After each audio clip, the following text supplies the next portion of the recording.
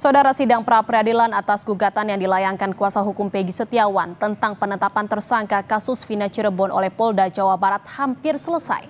Seiring dengan pra-peradilan yang sedang berjalan, Kejaksaan Tinggi Jawa Barat juga telah mengembalikan berkas perkara Peggy Setiawan kepada penyidik Dirkrim Polda Jawa Barat.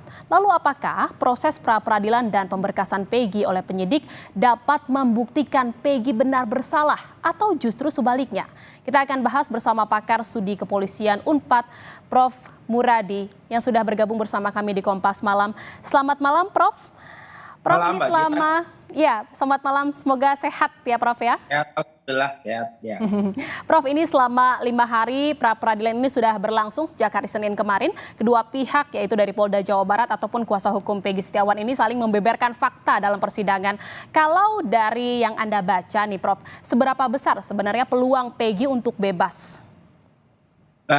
Saya ingin berangkat dari 3 hal ya, Pak. Yang pertama memang ini kan pra-peradilan itu kan ruang buat publik untuk mementahkan atau mematahkan sangkaan ya. Jadi sangkaan tersangka dan sebagainya. Jadi di sini memang pada akhirnya publik akan juga melihat apakah dirinya ataupun kliennya itu bisa dianggap layak untuk dijadikan tersangka. Yang kedua, ini pra-peradilan juga bicara soal 2 hal. Yang pertama, bagaimana kemudian adanya keadilan tadi. Keadilan ini memang yang bersangkutan dianggap punya hak untuk mendapat keadilan. Karena apa? Karena dalam berbagai hal misalnya yang sampaikan pengacara Peggy juga merasa bahwa kliennya tidak dalam posisi yang tersebut, apalagi dengan berbagai pendekatan lokus stebus dan sebagainya. Yang ketiga, ini baru saya kira bicara soal organisasi atau institusi ya. Jadi kalau memang pada akhirnya kemudian pra-peradilan kemudian mengalahkan institusi, kita sudah pernah kejaksaan pernah mengalami, kemudian KPK sudah mengalami dan kepolisian juga mungkin mengalami kalau memang pada akhirnya itu juga hal yang biasa sebenarnya dalam proses peradilan. Jadi bahkan kemudian kalau kita belajar dari atau melihat dari beberapa negara, bahkan ada yang pernah ditahan sampai 40 tahun kemudian ternyata salah tangkap dan sebagainya. Dan yang dilakukan oleh institusi adalah simpel sebenarnya, meminta maaf dan melakukan rehabilitasi.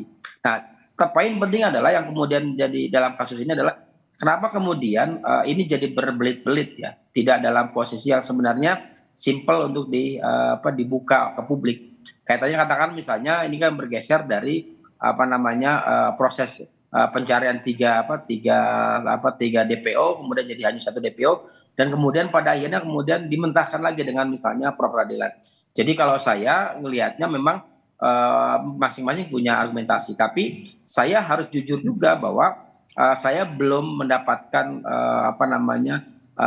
keyakinan untuk menyatakan bahwa Polda Jabar bisa memenangkan ini. Kenapa? Karena ada kebaruannya saya nggak lihat ada kebaruan ya untuk bisa menyampaikan paparan keyakinan publik dan juga bahkan keyakinan dari hakim sendiri untuk mengatakan bahwa kasus ini harus dilanjutkan. Nah, sementara dari klien sendiri kan dari Peggy sendiri kan masih bersikukuh pada 2 hal tadi. Pertama misalnya soal lokus, kemudian yang kedua adalah bahwa belum pernah dipanggil sejak 2016 sampai terakhir ditangkap. Artinya apa? Artinya ini juga menjadi satu pertimbangan hakim. Nah, saya melihat yang ketiga tadi bahwa proses peradilan ini juga tidak berdiri sendiri. Karena misalnya KY misalnya yang mengawasi hakim dan sebagainya itu juga punya concern untuk mengawasi kinerja dari Pak Aiman itu sendiri begitu. Iya, Prof katakan memang sepertinya yang Anda baca tidak ada kebaruan yang diberikan atau yang dibeberkan oleh Polda Jawa Barat. Ini artinya kualitas bukti yang lebih kuat ini adalah dari tim kuasa hukum seperti itu dan dari tim kuasa hukum Peggy dan artinya bukti yang dibeberkan juga dalam fakta persidangan oleh penyidik Polda Jawa Barat ini sulit untuk membuktikan bahwa Peggy memang bersalah. Ya kalau pada akhirnya ke arah sana saya kira Polda Jabar harus berbesar hati ya, karena memang ada pertanyaan yang menarik sebenarnya Mbak Jian ya. Apa sih yang dipertaruhkan Polda katakanlah Polri berkaitan dengan kekeh ya kalau bahasa Sundanya yakin betul bahwa ini adalah yang sudah mereka lakukan sudah betul. Padahal yang dia hadapi adalah opini publik yang kemudian merasa bahwa hal ini tidak seperti itu.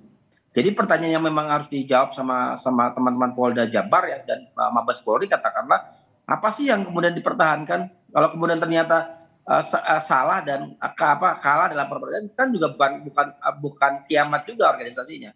Justru menurut saya ini adalah bagian dari hal yang perlu dilanjutkan. Kecuali gini loh Mbak, kecuali misalnya ternyata Polda Jabar menang. Ini jauh lebih besar konsekuensinya kalau misalnya itu dilanjutkan. Katakan begini, kemenangan itu kan pintu awal untuk kemudian mereka bisa membuktikan di luar yang mereka sampaikan di peradilan ya, di pengadilan. Jadi memang ada nggak yang kemudian yang baru?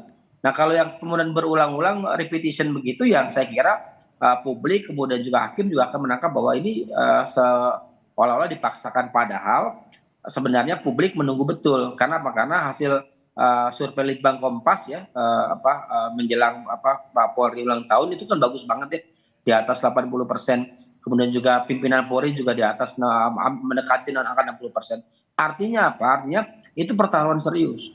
Kalau kemudian yang diselamatkan satu orang per orang, sementara lembaganya kemudian tidak terlalu bisa dijaga marwahnya, saya kira ini akan menjadi bumerang sendiri buat teman-teman di kepolisian sebagai organisasi Kalau ya. Iya, Prof, kalau misalnya nanti pra peradilan itu memutuskan bahwa yang menang adalah tim kuasa hukum dan akhirnya pra peradilan ini dimenangkan oleh tim kuasa hukum seperti itu, apakah ini tidak lebih membuat penyidik atau citra dari polisi ini di mata masyarakat ini dipertanyakan gitu, proses penyidikannya dan juga penetapan tersangka oleh Peggy? Nah, saya ingin kembali ke literatur ya, pengalaman di banyak negara, di Inggris, kemudian di Amerika Serikat, kemudian bisa di Korea dalam kurun waktu hampir 50 tahun ya, itu kan mereka juga banyak terjadi salah tangkap dan kemudian berbesar hati juga untuk memperbaiki kinerjanya. Jadi sebenarnya kalau ternyata memang ada hal yang salah ya diakui. Kenapa? Karena esensi dari presisi ya, kalau kita membaca presisi kemudian policing 4.0 itu adalah dia bisa integrasi dengan publik. Sementara kalau kemudian hanya menjaga reputasi tanpa menjaga rasa keadilan publik, itu akan menjadi bumerang yang cukup serius. Katakanlah begitu, misalnya kita pernah ngalamin misalnya melihat Hong Kong, polisi Hong Kong tahun 80-an. Artinya memang pada akhirnya saya ingin menekankan bahwa yuk sama-sama jaga lembaganya, bukan orang per orang. Polisi itu sudah sangat bagus ya, polisi sudah sangat bagus, kemudian jangan gara-gara satu dua orang citranya jadi kemudian netral lagi. Jadi publik Artinya, jadi Prof? ya gimana? Ya, artinya Prof, ini berarti bukti yang memang sudah dibeberkan oleh tim kuasa hukum ini lebih kuat ya dibandingkan dengan penyidik Polda Jabar dalam pra peradilan.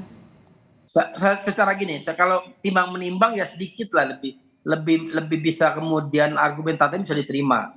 Kemudian buktinya agak sedikit di atas di atas teman-teman Polda Jabar. Tapi tadi saya bilang dari awal bahwa proses ini kan kemudian juga dilihatnya komprehensif. Jadi kalaupun misalnya teman-teman Polda bisa membuktikan jauh lebih komprehensif, jauh lebih data hal yang baru, ya saya kira itu jadi pertimbangan betul. Artinya sidik jari dan juga pencocokan wajah yang dikatakan oleh penyidik Polda Jawa Barat ini di atas 90% identik gitu ya dengan Peggy Setiawan ini belum terlalu kuat seperti itu. Ya itu yang harus dibuktikan Mbak. Karena apa? Karena keyakinan penyidikan juga harus dibuktikan dengan fakta dan saya lupa fakta dan kemudian yang bisa memperkuat basis apa yang disampaikan gitu. Jadi kalau saya sih melihat seperti itu. Jadi apapun yang kemudian disampaikan teman-teman Polda Jabar, selama kemudian tidak bisa diekspos oleh publik dan diakses oleh publik dengan memberikan argumentasi yang jauh lebih runut ya, saya kira pengadilan juga akan memiliki pertimbangan yang berbeda dengan harapan teman-teman di Polda Jabar. Artinya keberadaan dari yang dua tadi itu tidak dilihat sebagai satu kesatuan. Dia mungkin dilihat dari parsial saja. Padahal kita membayangkan kalau betul misalnya itu dilakukan, kenapa nggak dilakukan 2016? Kenapa kemudian misalnya proses yang dilakukan itu tidak kemudian terputus hampir 6 sampai 8 tahun. Nah, ini pertanyaan itu yang kemudian saya kira perlu disampaikan ke publik supaya publik juga merasa bahwa yang temuan Polda itu bisa meyakinkan publik dan juga pengadilan ya, terutama Ya, Prof. sendiri gitu. Ya, Prof, Gimana? Prof, ini singkat saja. Ini kan terkait dengan penetapan PG sebagai tersangka, ini ada dua proses yang sedang berjalan. Selain pra peradilan juga ada pemberkasan dari Kejati. Nah, ini kan yang paling dekat adalah pra peradilan gitu yang akan diputus Senin besok. Bagaimana jika memang nanti di saat Senin ini pra peradilan diputus bahwa tersangka Peggy ini cacat hukum dan juga penetapan sebagai tersangkanya digugurkan. Apakah memang pemberkasan dari Kejati ini yang sekarang juga sudah masih berlangsung ini akan otomatis digugurkan juga atau bagaimana, Prof? Ya, kalau P19 kan belum lengkap, Mbak. Begitu kemudian dikembalikan ke Polda, berarti kan memang ada hal yang memang dianggap belum memenuhi kaidah dari proses pemberkasan. Jadi saya kira begitu nanti misalnya Peggy yang memenangkan pra peradilan, maka pemberkasannya berhenti. Jadi Kejaksaan Agung, Kejaksaan tidak perlu menuntut atau menunggu sampai 14 hari. Karena dengan Otomatis jadi kasus ini tidak dilanjutkan dan penetapan Peggy sebagai tersangka ini digugurkan, seperti itu ya? seperti itu, Mbak. Oke, baik, terima kasih atas perbincangannya. Pakar Studi Kepolisian Unpad, Prof. Muradi. Terima kasih, selamat malam. Makasih Mbak Jan, selamat malam.